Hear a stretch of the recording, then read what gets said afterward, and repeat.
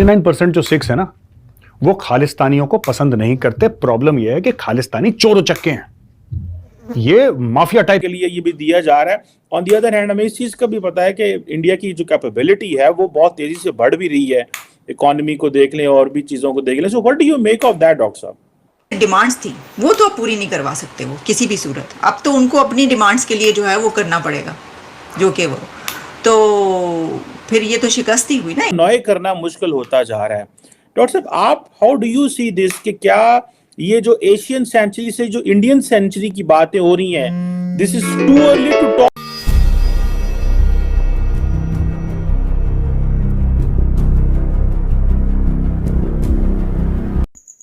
राम राम दोस्तों, आप सभी का स्वागत है आपके अपने YouTube चैनल स्पेशल भारत पे। और मैं आपके लिए एक और इंटरेस्टिंग सी वीडियो लेके आया हूँ। जब से भारत ने कनाडा के 41 राजनयिकों को निकालने की धमकी दी है 10 तारीख तक, तो तब से कनाडा घुटनों पे आ गया है।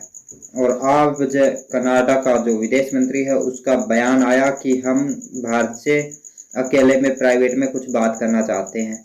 ये बात कनाडा को पहले तो समझ में नहीं आ रही थी कि हम किसी पे आरोप लगाने से पहले उनसे अकेले में बात करें। इस बारे में थोड़ी बहुत डिस्कशन की जाए ताकि रियलिटी सामने आ सके। जबकि कनाडा ने बिना किसी सबूत के, बिना किसी प्रूफ के सीधा भारत के ऊपर आरोप लगा दिया। और उस आरोप का खामियाजा भुगतते हुए भारत ने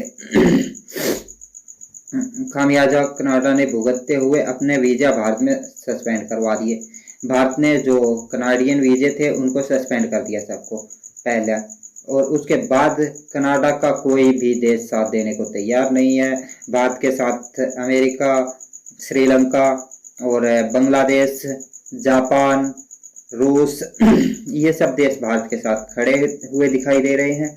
तो इन सब के बाद भारत ने अब एक और बड़ा डिप्लोमेटिक खेल खेला और उसमें भारत ने कनाडा के 41 राजनयिकों को निकालने की धमकी दे डाली कनाडा को। और 10 तारीख तक का अल्टरनेट दे दिया कि 10 तारीख तक आप इनको निकाल लो यहाँ से, वरना हम इनकी सारी सुविधाएं खत्म कर देंगे। इसी चीज को लेके कनाडा का पीएम ट्रूडो हो गया बेचैन। तो अब जो कनाडा है वहाँ के जो विदेश मंत्री हैं उनका बयान आया है कि हम भारत से प्राइवेट में बात करना चाहते हैं। इसी से रिलेटेड ये है पाकिस्तानी मीडिया की वीडियो। चलो दोस्तों, वीडियो को करते हैं स्टार्ट। हिंदुस्तानी दोस्तों, ये जो पूरा चैप्टर है ना कि एक बंदा है, उसके बच्चों को थ्रेट है, ठीक है, फैमिली को रेप के थ्रेट्स आ रहे हैं, उसकी कार में गोली मार दी किसी ने, लाल पेंट फेंक दिया गाड़ी के ऊपर, रंग फेंक दिया, ये दर्शाने के लिए कि ये तेरा खून भी हो सकता है, राइट। और आप जानते हैं खालिस्तानी कैसे हैं। लेकिन ये जो सिख भाई है ये उनके सामने खड़ा हो गया। इसने बोला कि यार तुम्हें जो करना है तुम करो, तुम्हें जैसा करना है तुम करो। और मैं आपको एक और बात, मैं बार बार आपको एक बात कहता था ना कि 99% जो सिख्स है ना, वो खालिस्तानियों को पसंद नहीं करते। प्रॉब्लम यह है कि खालिस्तानी चोर उचक्के हैं, ये माफिया टाइप के लोग हैं।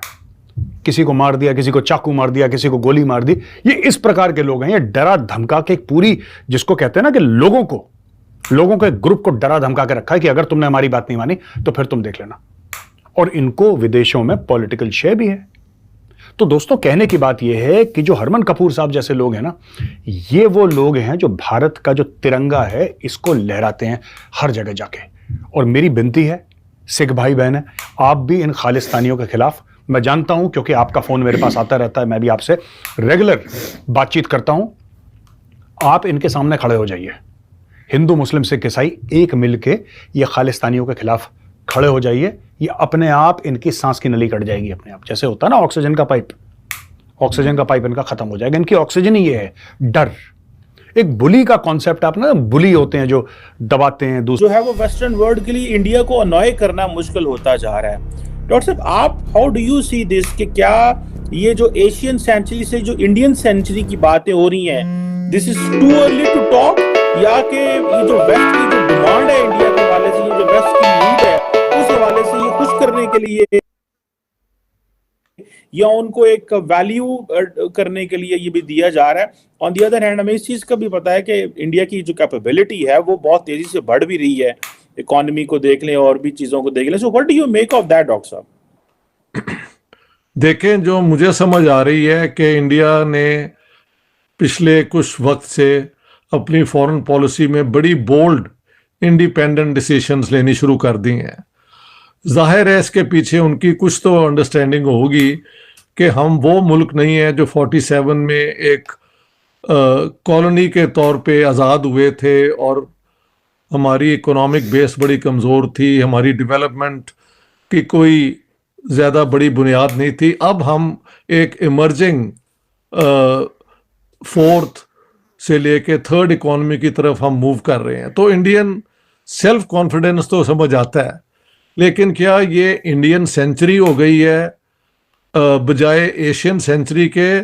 तो मेरे ख्याल से इट्स टू अर्ली टू से, एज आपने कहा है, क्योंकि चाइना का वेट अभी भी मैंने चेक किया है इंडिया से, जहाँ तक उनकी इकोनॉमिक कैपेसिटी है, कैपेबिलिटी है, टेक्नोलॉजिकल एडवांसमेंट है, डिफेंस इंडस्ट्री में उनकी एडवांसमेंट है, वो इंडिया से बहुत अभी ज़्यादा मजबूत है। तो इसलिए it is too early, premature to say कि this is the Indian century, but definitely India का दुनिया के इंटरनेशनल फोरम में जो है एरिना, पॉलिटिकल एरिना में, इंटरनेशनल पॉलिटिक्स में उसकी बात ज़्यादा सुनी जा रही है और उसका वेट जो है वो पहले से बहुत ज़्यादा इंक्रीज हो गया है। अलबत्ता ये भी साथ साथ कहना चाहिए कि वेस्टर्न पावर्स जो हैं, आप कह रहे हैं कि वो चुप हैं। मैंने अभी अभी एक बयान, आपके इत्तेफाक से मैं सुबह सुबह चेक करता हूँ कि लेटेस्ट क्या खबरें आ रही हैं, तो स्टेट डिपार्टमेंट में मैंने देखा है कि जो जर्नलिस्ट हैं वो क्वेश्चन कर रहे हैं कि जी इंडिया का जो मौक़िफ़ है खालिस्तान पे कि ये वेस्ट के अंदर अपनी रेफरेंडम कराते हैं और ये सारी हरकतें करते हैं, ये पाकिस्तान इंडिया के इंटरेस्ट के ख़िलाफ़ है, तो आपका क्या ख्याल है? तो वहाँ पे जो स्पोक्स पर्सन था उसने कहा कि according to our first amendment, I think, हाँ, ये it is within the framework of the freedom of speech. अब ये उन्होंने कह दिया है, तो अगर हम कहें कि they are keeping quiet, that is not true. India जीत गया और जो ट्रूडो सरकार है वो शिकस्त खा गई है मोदी सरकार के सामने, जो स्ट्रेटेजी उन्होंने अपनाई है। अब देखते हैं कि आगे क्या होता है, क्योंकि हो सकता है क्या इसके बाद ऐसा होगा कि इंडिया भी अपना थोड़ा सा ज़रा सॉफ्ट करेगा उसको और कहेगा कि ठीक है चलें, जब वो इस हद तक आ गए हैं तो हम भी। लेकिन इसमें ये है कि जो कनाडा की तरफ से डिमांड्स थी वो तो अब पूरी नहीं करवा सकते वो किसी भी सूरत। अब तो उनको अपनी डिमांड्स के लिए जो है वो करना पड़ेगा, जो कि वो तो फिर ये तो शिकस्त ही हुई ना एक तरीके से। और इसमें और भी कई इस तरह की खबरें चल रही हैं जिस पे हम बात करेंगे आगे चल के कि क्या हालात व वाक़यात जो हैं कुछ और भी चल रहे हैं। मैं देख रही थी कुछ चाइना के हवाले से भी आ रही हैं खबरें, पाकिस्तान के हवाले से भी, जो पाकिस्तान के हवाले से हैं वो खबरें भी आ रही हैं। और उसमें अब एक आखिरी जो है मैं बात करती चलूँ कि ये जो मामला था इंडिया और कनाडा का, इसके अंदर जो सबसे बड़ी, एक तो कई एक महाजों पर इस पे जो उनको हुई है डिफीट, लेकिन एक और बड़ी बात ये थी कि जो